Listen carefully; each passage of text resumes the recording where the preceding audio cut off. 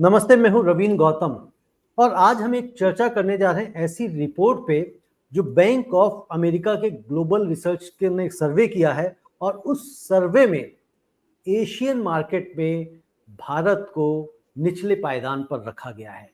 और यह अगर हम देखें तो तकरीबन 205 पैनलिस्ट इसमें शामिल रहे हैं और जो 482 बिलियन डॉलर्स को मैनेज करते हैं कि उन्होंने कहाँ निवेश करना है, कैसे करना है, तो उन लोगों के बीच में सर्वे किया गया और उसमें जो ताइवान और ताइवान नहीं ताइवान जापान, ताइवान और चाइना, जापान नंबर 1 पे है, ताइवान नंबर 2 पे है और चाइना नंबर 3 पे है। और नीचे से अगर हम देखें तो थाईलैंड जो है सबसे नीचे है और उसके ऊपर जो है सेकंड लोवेस्ट रैंक हमें इंडिया को रखा गया है।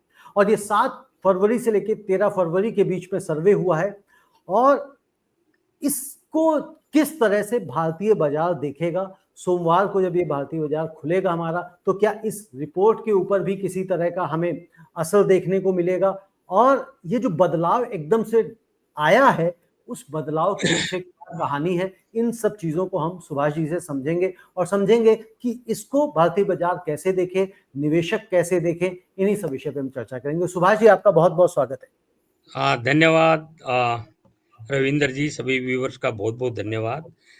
आपने एक रिपोर्ट के बारे में चर्चा की बैंक ऑफ अमेरिका की। जी, तो बेसिकली ये रिपोर्ट जो बड़े बड़े फंड मैनेज करते हैं, एसेट मैनेजमेंट कंपनी होती है, एएमसी जी, होती है, तो जी। उन लोगों की ये राय है और हम्म, इनकी राय बड़ी इंपॉर्टेंट होती है क्योंकि ये खुद डायरेक्ट फंड मैनेजर है। ये डिसाइड करते हैं कौन से मार्केट में खरीदना है, कौन से मार्केट में बेचना है। तो जापान के लिए 54% जो इन्वेस्टर्स हैं उन्होंने वेटेज दी है इसको, ओवरवेट बिल्कुल दी। ठीक। जी, और चाइना को 8% दी है और ताइवान को 14% दी बिल्कुल ठीक है। है ना जी।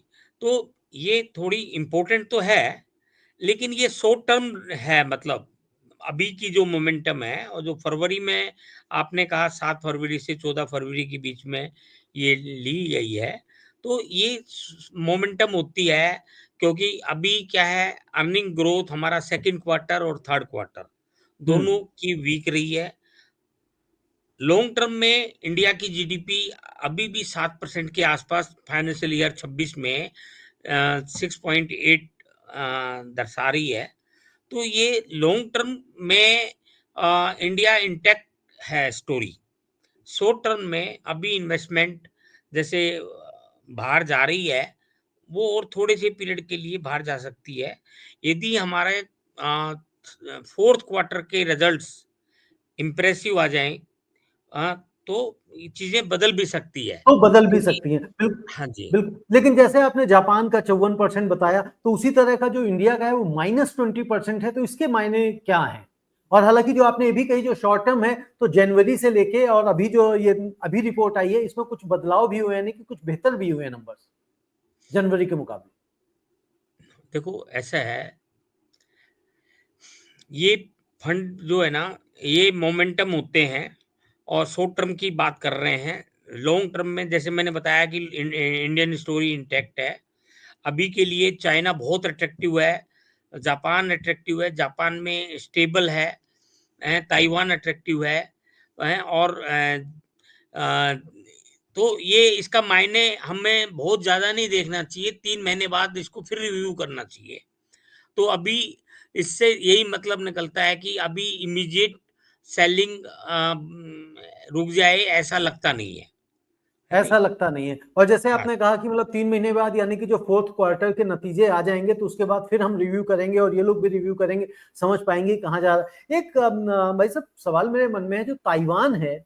ताइवान ऐसा क्या करता है जो इतना मतलब नंबर 3 का उसको वेटेज मिला हुआ है? ऐसा वहाँ पे क्या ग्रोथ स्टोरी है ताइवान की? देखो, ताइवान को 14 की ओवरवेट है। ताइवान एक छोटा-सा कंट्री है, पर कैपिटा इनकम बहुत अच्छी है, सेमीकंडक्टर का वहाँ पे बहुत बड़ा रोल है।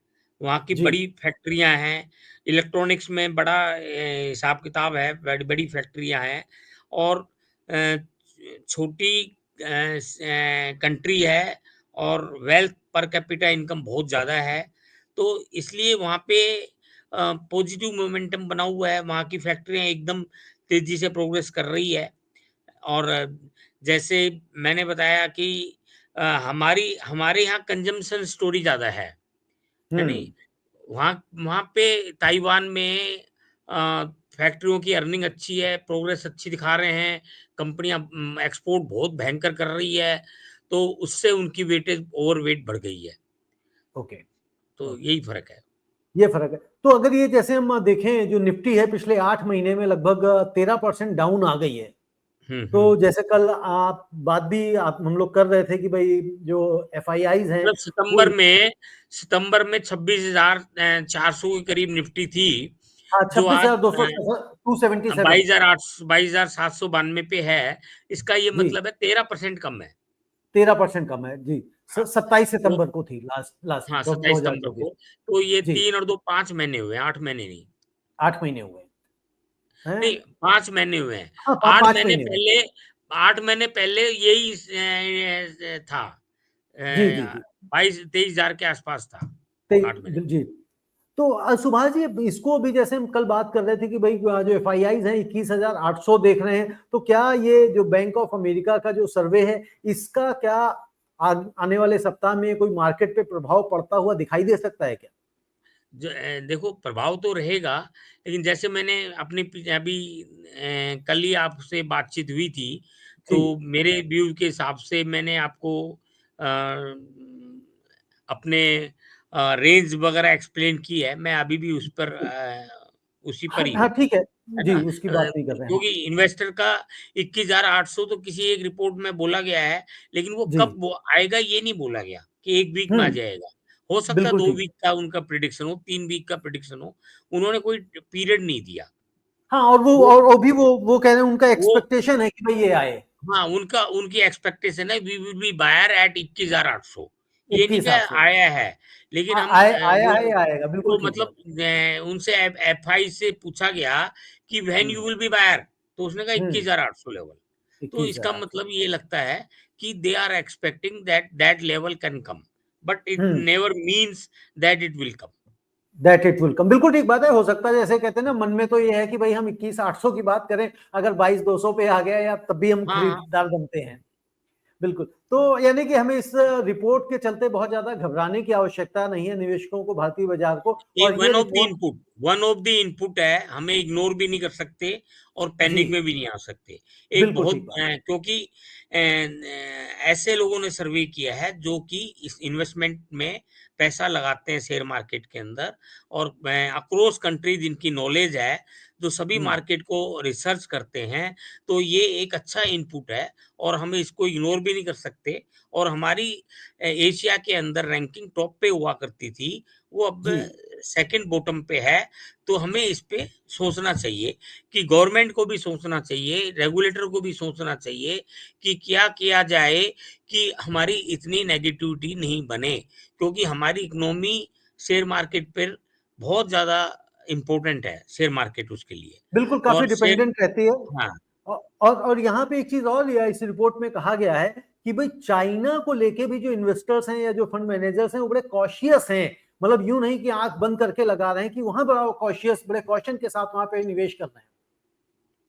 देखिए चाइना में जब से डीप सीक वाला एआई आया है, तब से वहाँ के डिजिटल और आर्टिफिशियल इंटेलिजेंस कंपनियों के शेयर्स में बहुत तेजी आई है, वैल्यूएशन बहुत बढ़ गया है, और इससे इकोनॉमी में भी बूम आया है और वहाँ पे इन्वेस्टमेंट भी फोकस हुआ है।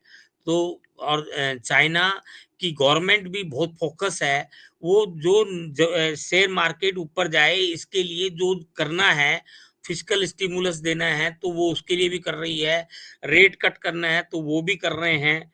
तो मतलब उनकी गवर्नमेंट बड़ी फोकस है कि एफडीआई मतलब इन्वेस्टमेंट और वो एफआई इन्वेस्टमेंट निवेशकों अट्रैक्ट हो।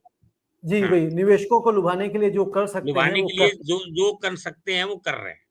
बिल्कुल ठीक है। तो दर्शकों ये था आज जो हमने चर्चा करी बैंक ऑफ अमेरिका की जो सर्वे रिपोर्ट आई है उसको लेकर और इससे जिस तरह से सुभाष जी ने कहा है कि एक ये इनपुट है, ना ज़्यादा घबराने की ज़रूरत है और ना ज़्यादा पैनिक करने की ज़रूरत है और ना ही इसको इग्नोर करने की ज़रूरत है। तो कॉशियस रहें और बाज़ार पे नज़र बनाए रखें, हम लोगों का जो विश्लेषण होता है उसको भी देखते रहें। और नेक्स्ट एपिसोड में आपको हम जो ईवी की जो इम्पोर्ट ड्यूटी लगाई जा रही है उसके ऊपर भी हम चर्चा करने वाले हैं। तो नेक्स्ट एपिसोड आप हमारा ईवी पे, इलेक्ट्रिक व्हीकल के ऊपर जो इम्पोर्ट ड्यूटी घटाई जाने वाली है उसके ऊपर आप पूरा विश्लेषण देख सकते हैं। सुभाष जी, बहुत बहुत धन्यवाद आपका। नमस्ते। धन्यवाद जी रविंदर जी।